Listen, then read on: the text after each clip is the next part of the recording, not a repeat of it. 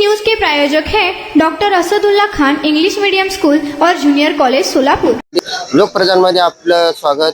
आज आपण कृषी उत्पन्न बाजार समितीच्या मतमोजणी केंद्रावर आहोत। सध्या आपण या ठिकाणची आता अपडेट आपल्या काही हाती आलेले आहेत। यामध्ये सुभाष देशमुख गटाचे 3 तर सचिन कल्याणशेट्टी गटाचा 1 उमेदवार ग्रामपंचायत मतदारसंघातून निवडून आलेले आहेत।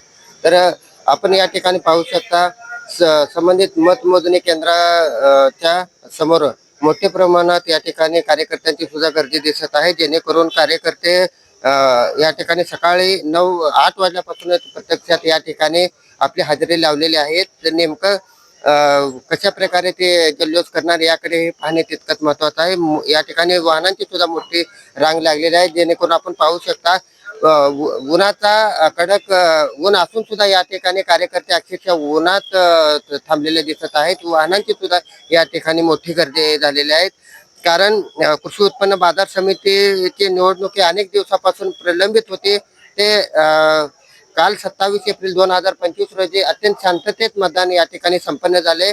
आज 28 एप्रिल 2025 रोजी सकाळी 9 वाजल्यापासून या ठिकाणी मतमोजणी आप्पासाहेब काडाजी सांस्कृतिक भवन या ठिकाणी आता सध्या आपण आलेलो आहोत। या ठिकाणी शहर पोलिसांचा कशा प्रकारे तगडा बंदोबस्त या ठिकाणी आपण बघू शकता, जेणेकरून आप्पासाहेब काडाजी सभागृह या ठिकाणी या ठिकाणाला सध्या पोलीस छावणीचे स्वरूप आल्याचे दिसत आहे, जेणेकरून कार्यकर्ते मध्ये काही गोंधळ होणे याची दक्षता शहर पोलिसांच्या वतीने घेण्यात आलेले आपण या व्हिडिओच्या माध्यमातून पाहू शकतो। कमांडो विभागाचे सुद्धा पथक आहेत, त्याचबरोबर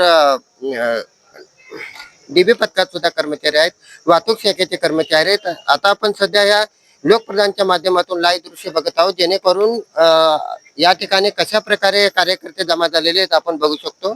जेणेकरून अतिशय या ठिकाणी शिस्तबद्ध असे या ठिकाणी पोलीस बंदोबस्ती ठेवण्यात आले ते पाहावयास मिळत आहे। पत्रकार सलीम खान सर, नारायण घंटे, लोकप्रधान, सोलापूर।